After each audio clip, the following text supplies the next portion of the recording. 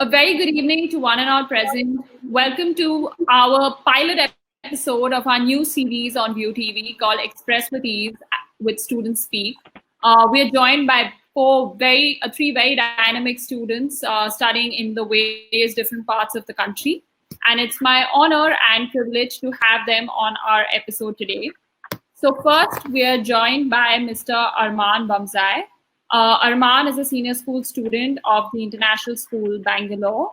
Arman is an avid reader, an avid debater, and is somebody who really has a lot of knowledge on a wide variety of contemporary topics, especially literature topics. So thank you so very much, Arman, for joining us this evening. It's really our pleasure to have you on this episode. We're also joined on this episode by Ms. Riya Puri. Ms. Riya Puri is a senior at the Shri Ram School, Malsri in Delhi. She's an avid reader and writer and often takes part in various Model United Nations. She's the author of a blog that focuses mainly on youth's perspective on current affairs. So I don't think we could have had a better panelist than her for our pilot episode today. Welcome, Riya. Thank you so much for joining us this evening. Thank you for having me. We are also joined by Mr. Virat Chaudhary. Virat Chaudhary is a student of Pathway School, Gurgaon. He's moving to his final year, and he also happens to have a very avid interest in theatre and is an avid reader. Thank you so much, Virat, for joining us this evening on this pilot episode of ours. Thank you for having me. Great. So for all our viewers joining us today, we are going to make this session as interactive as possible. We have three students who have been experiencing online education for the past 3 months. Please make sure that you ask us a lot of questions. You will notice that there is a chat box that is available on your right. So make sure that you interact with us. If you have any questions during the session, feel free to shoot it out there. We are going to be taking it up in our audience Q&A round. And also, I must tell you, we have a form that has gone live where we would like to know a little bit more about you. And for the students who are joining us today on this episode, if any of you are interested to be welcomed on our series as student panelists, like our three panelists we have today, please feel free to fill out the form and we will reach out to you shortly.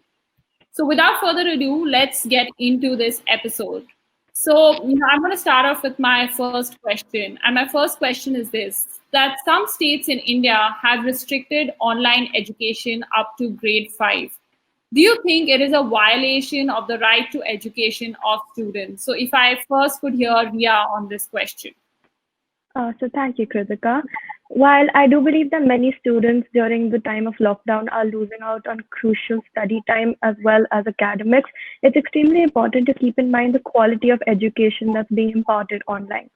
So although we have adapted to an online medium, it's extremely tough to keep the online system going. And with the connectivity issues that India experiences, it is indeed tough. And considering the fact that we are in the middle of a pandemic, it does not seem to be a right of violation. It does not seem to be a violation to the right of education to me, because I believe that the health of the students must be a priority. All right. So that, I think Ria has driven home the point that we have to value health more than education at this point of time. Any of our other panelists who have a counter opinion on this question? So I personally don't hold this opinion, but I know people who do.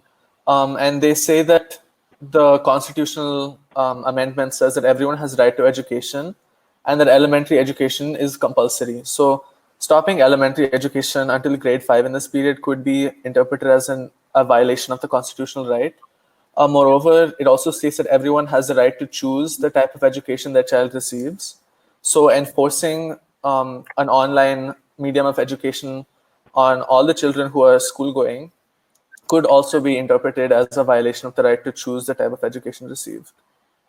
Okay, that's a very interesting perspective, that you think that, enforcing online education is actually a violation of the right to choose what kind of education you'd like to opt for. I think that's a very interesting perspective. What about you, Viraj? What do you think? Do you think this is a violation of, the right to education by, restricting online education for students up to grade 5?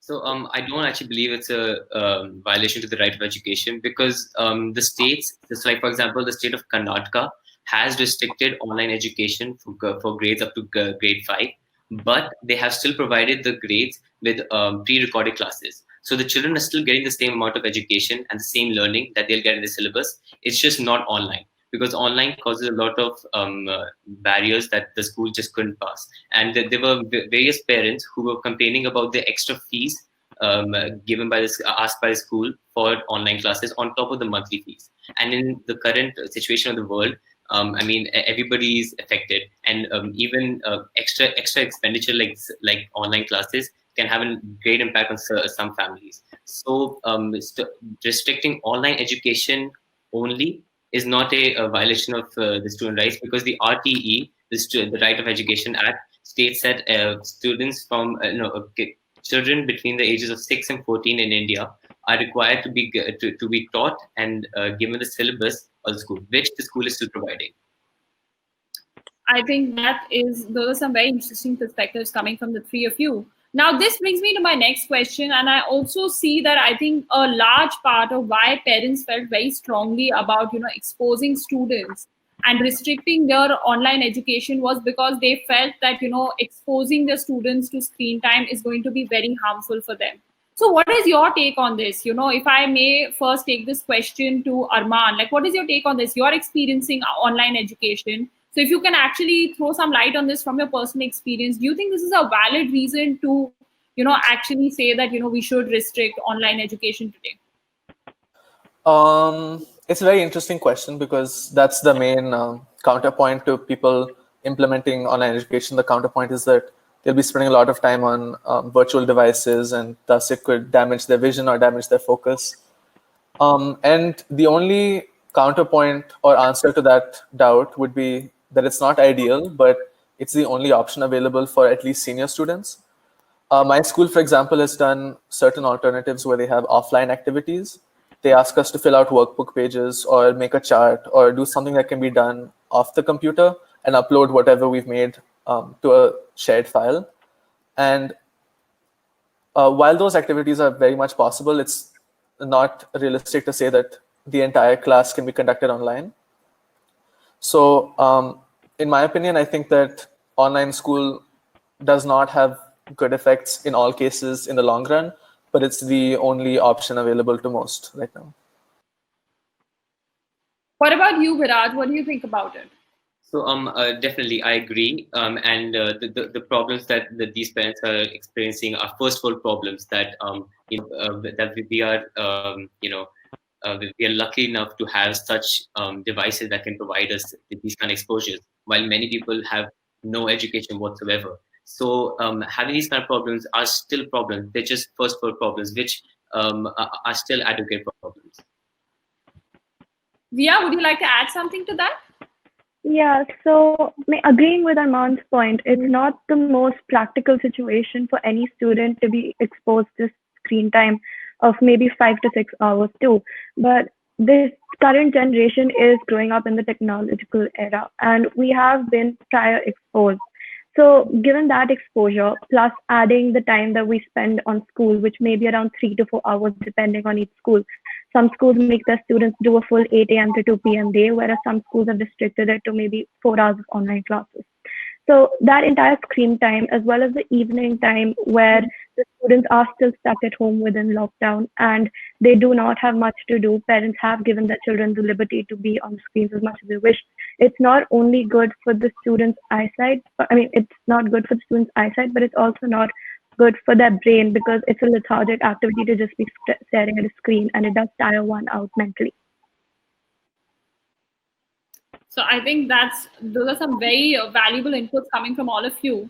Now, I think this is going to be the moot question of today's discussion, which is that, do you think that remote learning can replace traditional schooling in India? I mean, what is it that you have gauged out of your experiences? So if we can hear from Viraj first on this.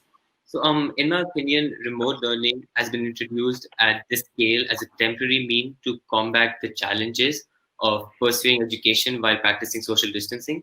So, traditional learning doesn't just empower students with bookish knowledge, but also equips the students with valuable life skills and through social constructs. And in my experience, remote learning, I missed out on harnessing some skills as well as some learning methods like practical for science and sports and many others. Arman, what do you think about this? I sort of had a different opinion on it because, in my view, online schooling could be a good alternative for those who have to stay at home as well as receive an education. For example, people with home commitments, such as caring for their siblings or starting to earn from a young age. If we could implement online schooling in those cases, it could be a valuable alternative for them to continue their education. However, I don't think it's viable as a long-term solution in every case because most of the teachers in the system are not experienced with such mediums of learning, and as such, they wouldn't be able to conduct all classes all the time as such. Jia, would you like to share your answer to this question with us? Yes, Kritika. I believe that India in today's day and age is not advanced enough to carry out proper online learning that, say, a developed country such as the United States may. But the but we do see that an online and digital revolution is coming our way. So maybe 10 years down the line, things will be completely different. But today, if we're looking at the perspective that the students are currently going through, then we face connectivity issues. And this isn't only in the rural areas, but as well as the big cities. Because personally, I do face connectivity issues when trying to join the class. And there are a few security issues that arise with some platforms, such as Zoom has experienced some security issues in its sessions. So given that today's day and age, online learning may not be an exact alternative, but given the fact that the transition to online learning was made overnight, I think it's working out as well as it could. Thank you so much, Ria. And I must share with all of you that while you guys were giving us your answers, we actually ran a poll to check with our audience who have joined us today that do they think that remote learning will replace traditional schooling? And 87% of them agree with you guys that remote learning will not replace traditional schooling.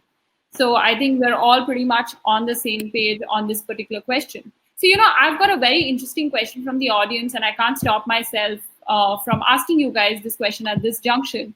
And somebody asks us that how can we ensure that parents at home are providing education to students in the same way that it's delivered in schools? So obviously now with online education, there's also an increased burden on parents, right? They have to, at a lot of times, be there with their children and sort of monitor them while they're doing those activities. Plus, also to be there with them, hand-holding them through whatever doubts, etc., that they might have, and also ensuring that they're giving them, all the skills that probably the school's not able to deliver to them effectively over the online medium, through the offline medium. So how do you think parents need to gear up themselves? What is the kind of role that parents are playing? So if I can hear from you guys on this question, and I'll invite Ria's inputs on this first. So I believe that everyone learns as they go. Nobody saw this part coming, and these are completely unprecedented times. But many parents have been gaining exposure to this medium of learning over the past 3 months, as it's not something we're new to now. We're fairly accustomed to it. So parents on their part can try their best to be an emotional support to the students, that it may be tough for you and you may be missing that social support that you receive in school, but we're there for you as well. And they can try their best in the subjects that they may be able to clear some doubts for the students, to be able to maybe sit down with the students for an hour or two on maybe a weekly basis and be able to clear the concepts that teachers may not be able to do so over the online medium. Yeah, I think that makes sense. If we can hear from you, Arman, on this, what do you think about this? I don't feel like it's necessary to continue education in the same way that it was happening physically. I don't think that should be the goal of remote learning at all. Maybe the same outcomes of gaining knowledge and gaining intangible skills, but I don't think we should go about it the same way at all, because it's important to understand that no one is functioning to their full academic potential right now. Because of all the events that are going on, nobody is completely unaffected and nobody is going about studying in the same way. So it's important to keep that in mind when creating a plan. And the goal of online learning should not be to replicate or simulate physical learning, but it should be to create a healthy and sustainable alternative to it. Viraj, over to you now. No, yeah, definitely. I agree with the points Ria made as well. But I also believe that there's also the point of, so like, for example, with my personal experience, we had school for around 5 to 6.5 hours daily. And so if a parent is required to supervise the student in such cases, it can also have an effect on what they are supposed to be doing. So parents still have jobs to do, household works to do, and many other things. So adding a whole another 5 to 6 hours in the day to supervise the kid will, have a lot of obstructions in their way. At the same time, I do believe that with the changing times, nobody is used to this. It is new to almost everybody, as Dia said, and yeah, the parents are getting used to it, which is good. Yeah. So, I think, I'd have another interesting flip perspective to this question. And so, a large part of our country is not in the metro cities, but in the rural and interior parts of our country. And, not necessarily a lot of the parents there are going to be literate. So they may not be able to very effectively help, their children sort of cope up with, remote learning and the issues posed by it. So what do you think about, that scenario? Like, what do we do to make the system better when it comes to, where parents cannot effectively aid their students? So if we can first hear from Viraj on this. So in a situation where the parent is not there, I believe that it also enhances the child's or the children's leadership skills. Them taking the responsibility on themselves and understanding that they have to, well, one way or another, they will be on their own and they will be having the responsibilities to themselves. So in a way, it will be beneficial for the children as they'll be learning life skills such as responsibilities. And but I also do believe there'll be a large learning curve, and it will take a time, but everything has a positive side. That's definitely sound. Ria, what about you? What do you think about, making the system better for, our friends who are in the rural and interior parts or whose parents may not necessarily be literate? So a few days ago, I was reading an article about the rural areas, I think a village in Uttarakhand, and it actually said that a family put together almost all of their savings to be able to purchase a smartphone for the student to be able to attend online classes or watch pre-recorded lectures. So I believe that coming together as a family and working it out, even if the parents may not be able to provide that much academic support, as long as the children know that their parents are willing to make as many sacrifices for them, and the children take it upon themselves to make academics their first priority after their health during these times, I think that it could, in the long term, lead to something much better than what we faced originally 3 months ago. Arman, would you like to add something to that? Yeah, I totally understand Ria's point about families coming together, but I don't know if it should be an obligation for the family to have to do that. It might be easier. I read about a village in Malaysia where they created a set of communal devices and communal resources which could be shared around the village whenever needed, and whoever needed one would take it and return it in the next 7 days. Obviously, it becomes difficult with the whole hygiene and safety measures in place now, but creating a similar hygienic and safe system where a community can have access to devices and resources and use them for education could also be beneficial.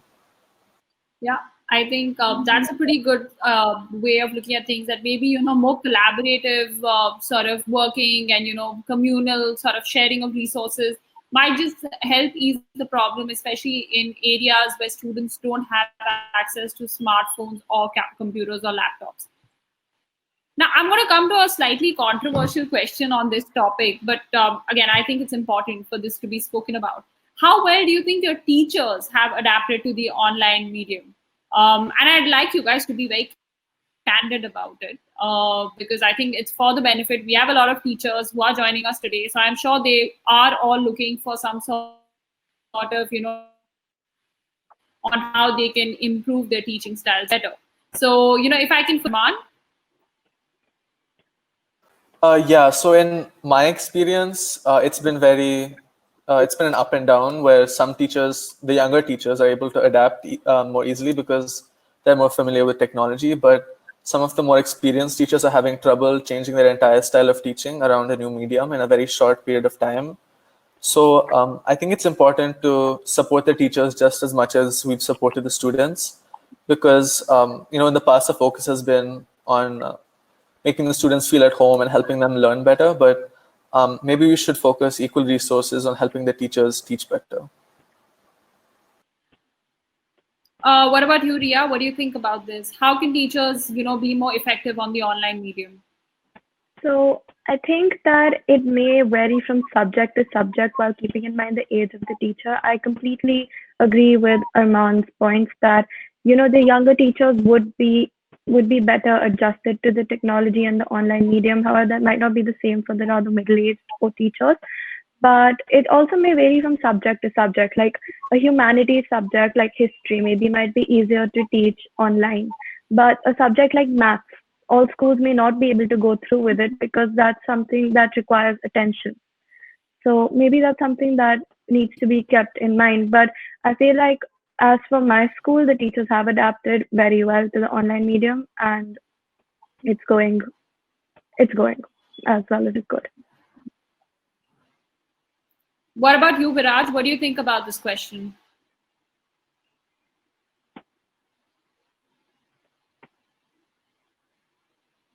Do we have Viraj with us, or I think we've lost him?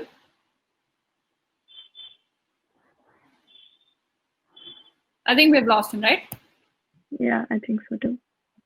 Okay. So, actually on the teacher's point, I'd like to come to another related point of this question. And what I was trying to get at is, like when you talk on online mediums, it's not only about, how effectively you're able to use technology tools, but it's also about you having to change your pedagogy styles, right? The way you've been delivering your lectures and all of that.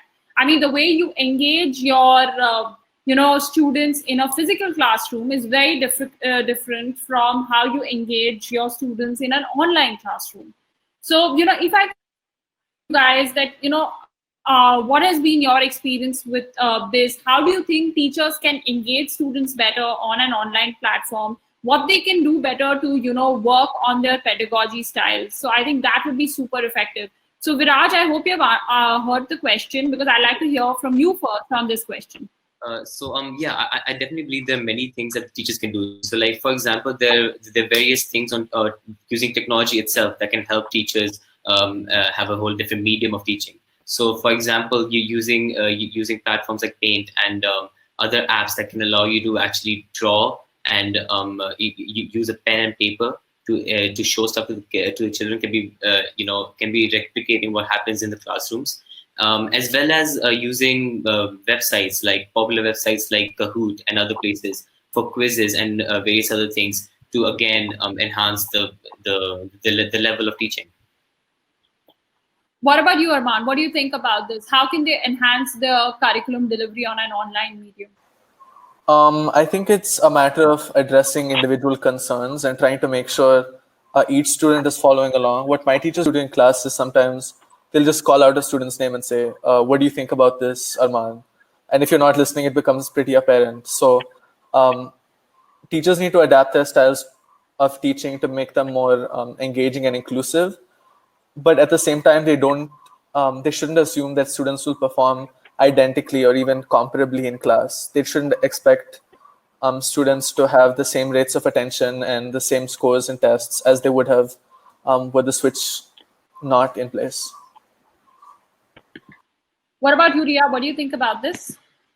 So I entirely agree with Viraj's points of using platforms such as Kahoot and Paint, as they are interactive, and it also changes the way that we're learning. I mean, students sit for hours at a stretch just hearing the teachers speak, but it makes it more interactive. Another thing that many teachers may, at least in my school, have started implementing are games, which bring across a method, which bring across the point that they're trying to make, but it also engages the student, and it gives them a change and something to look forward to.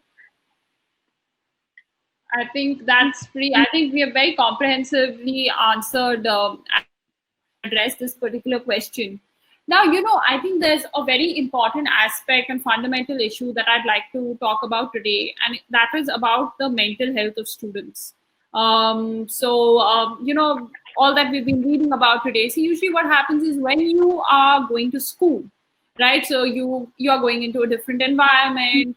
You have your friends, you're sharing things with them. There, it definitely helps you in keeping your mental sort of stability in place. But now when you're stuck at home, a lot of for a lot of teenagers, you may not necessarily be like in the best of relationship phase with your parents, and it can be pretty exhausting for you to be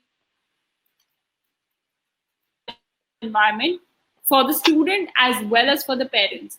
So how do you think that we can effectively address these mental health issues that students might face due to this, pandemic, and having to be at home, not being able to interact with their friends? So if I can first hear from Arman about this, what does he think about it?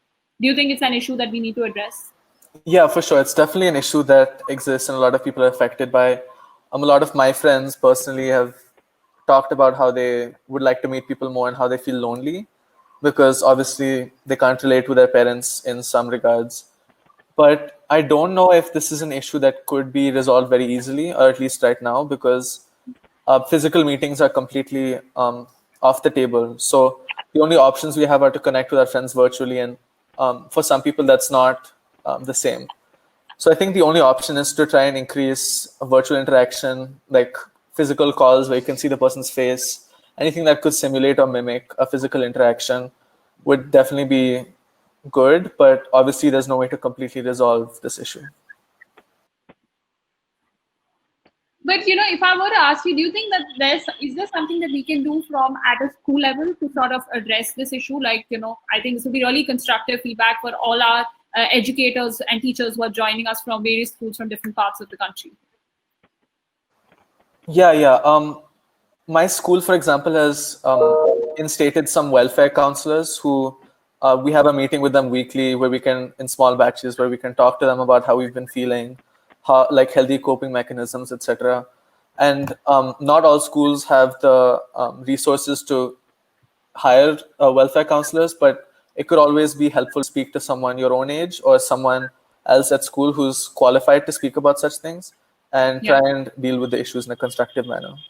Yeah, I think that makes sense. Ria, what do you think about this? What is it that schools can do better to help, students cope up with their mental health issues due to the pandemic?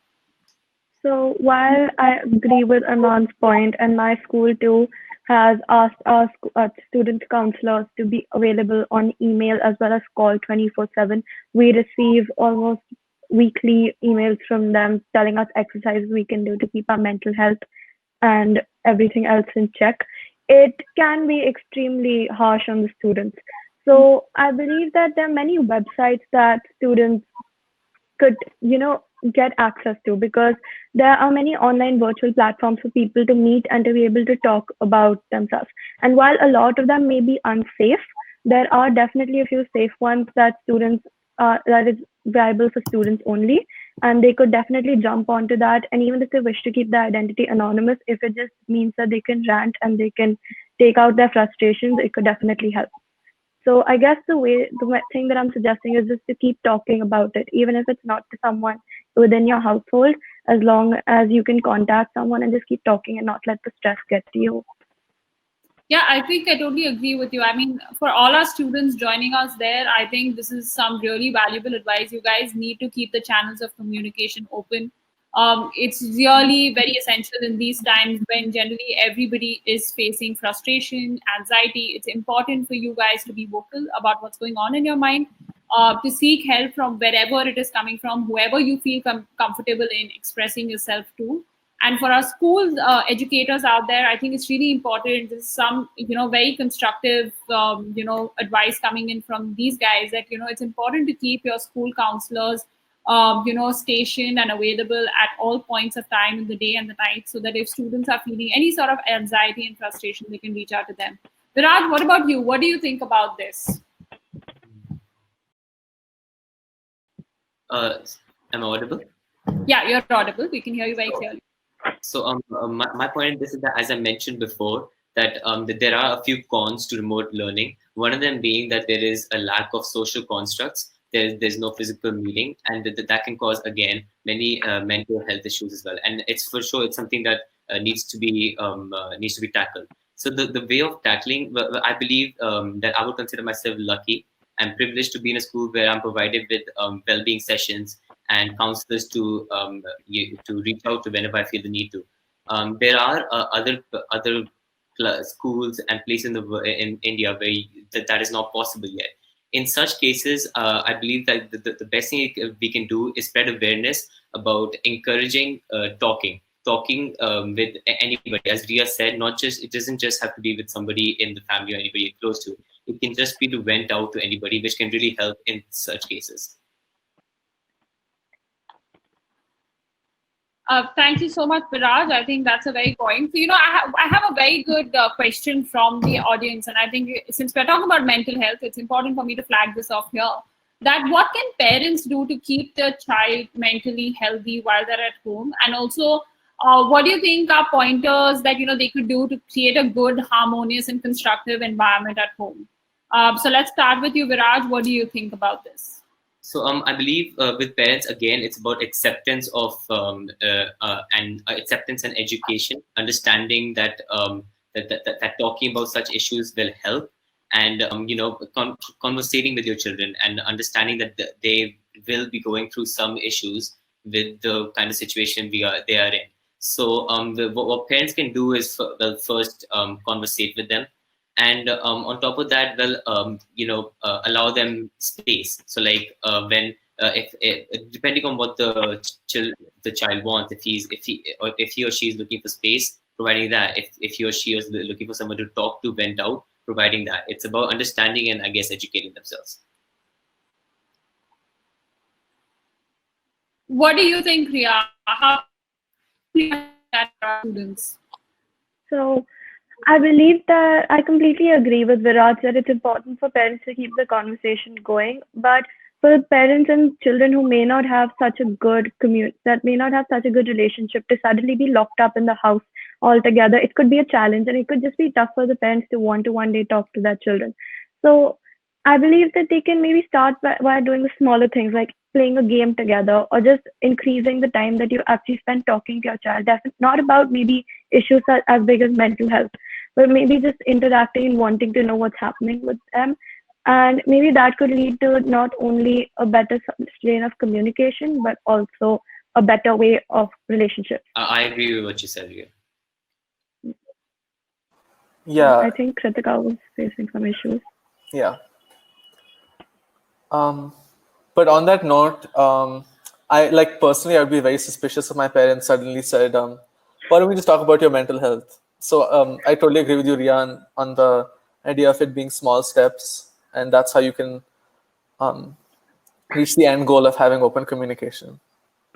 I agree with that. I feel like especially the point Ria made about them playing games or just spending time together can really help. Yeah, I think that was pretty, I think the idea of spending more time and creating these avenues of activities that you can do together, I think that would really help in fostering that bond between the parents and children and sort of open up the communication channels. So I totally agree. What about you, Arman? Do you think what are, some interesting ways we can create a more constructive environment at home? I was talking about it earlier that I would be suspicious if my parents suddenly came up to me and said, "How is your mental health? How are you feeling?" Because if you haven't created that kind of open relationship beforehand, it becomes tough to suddenly open up. So I totally agree with Ria's idea of starting with smaller steps. And as parents, if you're not comfortable hearing about that kind of thing, you can always go through a counselor or another service that could kind of mediate. So that's always an option. That's great, guys. I think we have flagged some really important issues. Now to come to, I think the biggest thing that everybody's talking about today, that great, we have online education going for us, remote learning is happening and all of that. But in a country like ours, where internet is a matter of privilege, how do we deal with accessibility issues? I mean, if I remember correctly, I read somewhere that only 8% of the households in India have access to a good and strong internet connectivity. So, in a situation like this, how do you ensure that learning and education is uninterrupted for all the students in our country? So first, I'd like to invite Arman to share his answer on this question.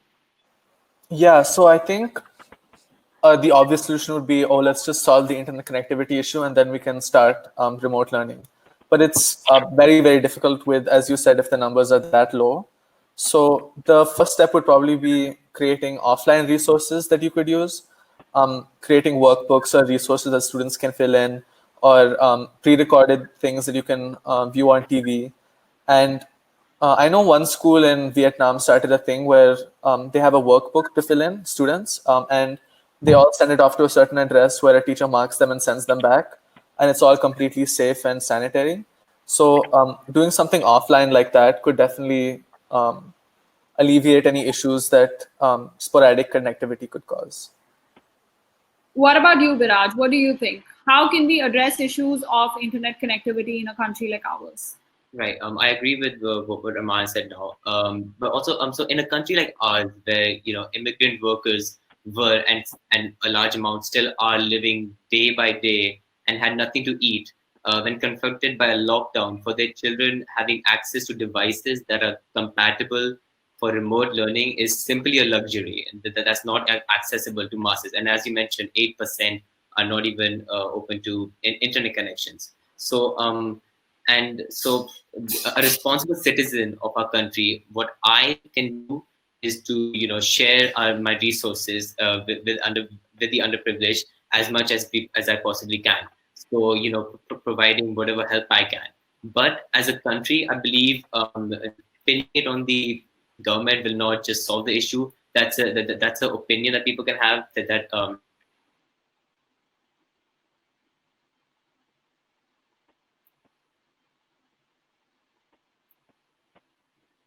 I think we lost him. Did we? Yeah. the public-private companies can partner up, and like you said, Geo can partner up and help these minorities, as you said, the 8%, and sorry, the rest of 92%, and increase not just the internet accessibility, but also provide other mediums like offline mediums that Arman mentioned, like the Vietnam system. Right. So, I mean, so Arman's flagged off, the need to sort of work on our offline modes. Viraj has highlighted an increased role of public-private partnership to, increase access to internet connectivity. What do you think, Ria? How do we resolve this problem today as a country? So I agree with Viraj's points that we can share our resources. One of the drives run by the Parent Association of my school were collecting devices that may be even a little damaged, but still usable. And the Parent Association would get them fixed and they would provide them to the rural areas where maybe even 2, 3 students whom are a part of the same family or a part of the same grade and live nearby and know that there's no such danger of contracting the disease, they can share it together. So I believe that Geo, for example, when it was launched in 2016, it completely changed the face of digital India. And India received so many users in India, and so many spots received Wi-Fi connections that we perceive would never be possible. So I believe big institutions such as Geo could maybe focus on the educational platform and provide and give their resource and help the educational department with their resources, and maybe plan an alternative that could help students who don't have access to the internet, because we are honestly privileged to have so. Yeah, I think I totally agree with you on this. Now, there's another very interesting thing. So, everybody who delves in the area of online education, and I'm talking about even like pre-pandemic times, everyone would believe strongly that online education actually augments personalized learning. What do you guys think from your experience? If I could first hear from Ria, do you think that, online education actually augments personalized learning for students? So I believe that online education is definitely not as personal as a real life classroom situation would be. Teachers, many students, because of unstable Wi-Fi connections, even in big metropolitan cities, keep their videos off, and teachers don't know how much they're actually assimilating through. Teachers, obviously, they aren't able to correct notebooks as such. Some schools have started implementing the system of online homework, of submitting it through emails and other forums, but it's not the same as for a teacher to sit down and open a notebook and to be able to see the progress of the child that they've made. And obviously, online corrections is also difficult for teachers. And I also believe that one more thing is in reality, when a teacher teaches a student, they can look at the faces of the students and just understand how much they are getting and how much of the concept is clear to them. But that's not the case with online education. The teachers can't go to each student and clarify their doubts the way that they can in a real situation. I think I agree with you. What do you think about it, Arman? Yeah, I think Ria made some really good points. And for senior school, especially, I don't think learning is any more personalized. In fact, I think it's exactly the same because we're following a very, very rigid syllabus that you have to cover a certain set of points and then you're done. But something like junior school, like seventh grade or eighth grade, which doesn't follow maybe a particular board or syllabus, it's definitely an opportunity for it to be more privileged, not privileged, personalized. Although I don't know if that's been implemented, it's definitely an opportunity to move towards that. And when creating lesson plans, it's important to now take attention of the students' interest because that's how you ensure that a student will do the work and show up to the classes and do everything expected of him or her. Absolutely. Viraj, do you think differently on this issue? Or do No, I agree with what Ria said, and well, okay. So I believe the online mediums are not as personalized, obviously, but that's caused because of a number of virtual barriers which hinder the interaction between teacher and student, which links back to Arman's old point about the teacher not, believing even that your internet might not be working or X Y Z. And in addition, some students prefer or are more benefited from a different method of learning, like such as visual, hands-on, and auditory. And like these kind of methods can be difficult to impossible to accommodate with a remote learning platform. Right. So, I'm going to now, I noticed that we're coming towards the end of our session. So, I wanted to know from you guys now that now with being exposed to online education, do you think that, this has made all of you more amenable to the idea of taking online courses in other disciplines that are offered by other online platforms, such as be it Coursera, EDX, Upgrad, etc. So there are like a bunch of courses, on diverse set of subjects that you don't regularly get to study in school. But obviously earlier there was, this hesitation in the mind of students that, online courses, you were not even exposed that much to online education. But now with being exposed to online education, do you think that, it's made you more open to the idea of taking these courses? If any of you guys have taken the courses, would you like to share your experiences with us here? Because we have a bunch of students who have joined us. So I think it's going to be very inspiring from them also to hear from you guys and sort of, make up their mind if they want to take up these courses. So I'd like to first ask Viraj, what does he think about this?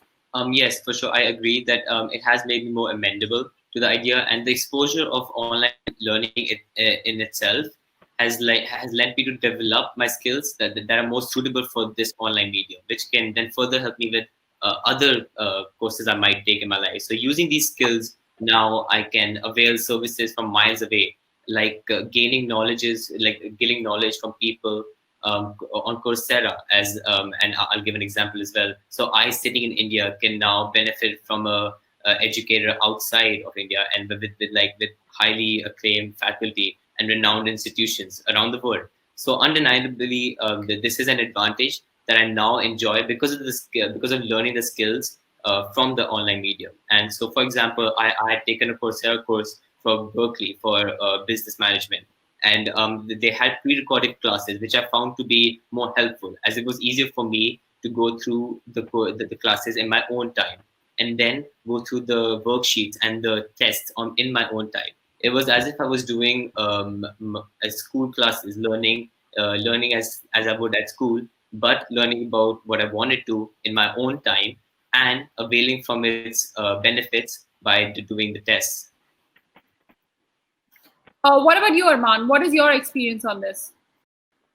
Yeah, so I took a couple of courses as well, as Viraj did. I took 2 courses on Harvard X on edX. And I think that in that way, it's made high quality learning more accessible. But again, we have to think about the privilege we have as people with access to internet and access to these websites. And also, most of these courses are not accessible to special needs students. I have a few friends who are visually impaired, and they could not take these courses since they were not, like the reading material was not auditorily there was no sound given with the reading materials, so they couldn't complete the coursework. So I think while it's important to increase or widen our horizons, since now we don't have commuting time, we stay at home all the time, we can use that time to increase our knowledge and gain new skills. But it's also important to make these opportunities accessible to all kinds of people. Yeah, I think you're so right there, and I'm so glad you flagged up the issue of children who might have special needs, and how we're not catering to them. What do you think, Ria? So I agree with all of the points made so far by both Virat and Arman.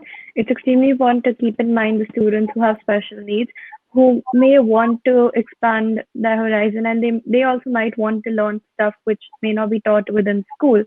But given the fact that there's no sound provided with the reading material, it would be extremely tough to ask a family member to sit down with them for hours and ask their help.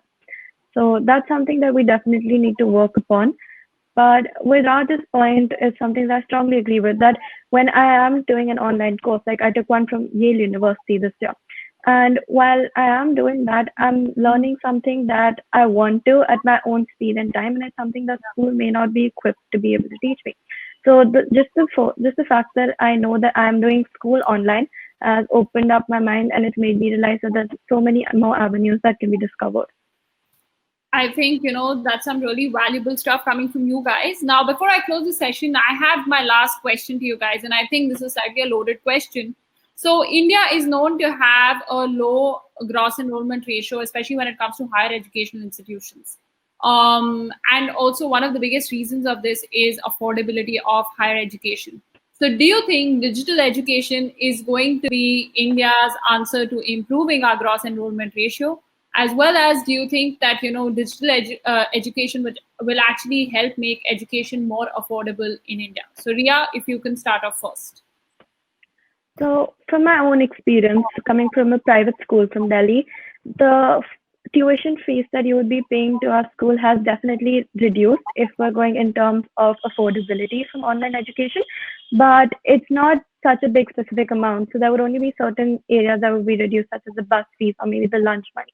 But affordability may not be so much in the question, but definitely I see a digital revolution coming as a citizen of the country. And I feel like in a few years, we will be advanced enough to make digital education, if not an alternative, then definitely something that can work side by side along with normal schools. So say a student is not feeling well enough to attend school that day, then by the time that we are moving forward, there may be an alternative for them to be able to sit in class through their own houses. So it's definitely a question of how the future comes along, but I see it's in an upward trend. Yeah. What do you think, Arman? Yeah, I definitely agree with Ria on the fact that people are becoming more open to digital platforms, and that could definitely be the way forward. But as for affordability, I don't know if affordability of online education matters if you don't have access to internet or if you don't have access to devices. Right. Because however affordable it is, you're still not going to be able to avail of that opportunity.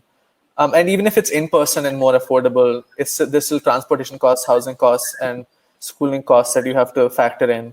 So I think working on affordability overall of education could be beneficial, and online education definitely one way to achieve that, but not the only or most optimum way, in my opinion. What about you, Viraj? What are your closing remarks on this question? So I definitely do agree with what Ria said. And I have a few points on what Arman said too.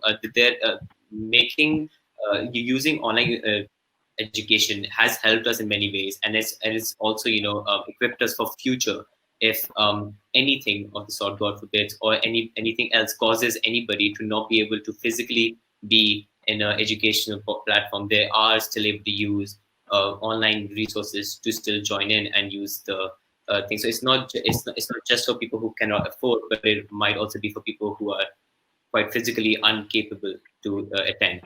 In addition to what Arman said, that affordability is not a aspect. I believe it can be helpful. So it obviously, as Ria said, it's not a great amount that's provided. But considering the times right now, and it's the times that have affected everybody and everybody's income, and many families will be benefited even by the slightest bit for such platforms if the fees are reduced, which will again then in the future, in hindsight, help in the growth of the economy. So there are the advantages and disadvantages in the whole use of online education, and yeah, that's it. I think that's the most balanced answer we could have possibly ended this session with. I must tell you guys, I just ran a poll on whether people enjoyed this particular episode, and hands down, 100% of our members of the audience said that they completely loved the session. There's such amazing feedback that's been coming to me in the chat box. People love the fact that there were so many fresh perspectives from you guys, and they love the format of the session. So it's all kudos to all of you. I think each of the answers that I've heard, they are so unique. It's so fresh from what we've been hearing otherwise. So I think props to you guys. It's time to pat your back, and because you've done a fantastic job on this particular session. And thank you so much to each and every one of you. I know you guys must be, swamped with a lot of schoolwork, your online classes, exam preparation, all of that.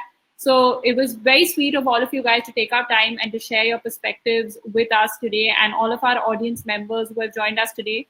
And I must tell you that we've had a great engagement rate on this particular episode. We've hardly had people who have dropped out, and they've been stayed put for us with us for the entire episode. So thank you so much, Arman. Thank you so much, Ria. Thank you so much, Viraj, for joining us today. And for the ones who are joining us in our audience, we're going to be back again in the next 2 weeks with the next episode of Express with Ease Students Speak, where we are going to be talking about the boys' locker room issue. So I really hope that many of our members of the audience who are students, if you guys want to be featured as panelists as we discuss the boys' locker room, please do write to us. I have given you 2 email IDs in the chat box. So I'm hoping to hear from all of you, and we would love to have you guys as student panelists in our next episode. Thank you so much, guys, for joining us today. Stay safe, everyone. Take care. Thank you so much again to all our panelists for joining us. Stay safe, everyone. Take care. Bye-bye. See you in 2 weeks. Thank you, Kritika. Thank you, Thanks for Kritika. having us. Thanks for having us.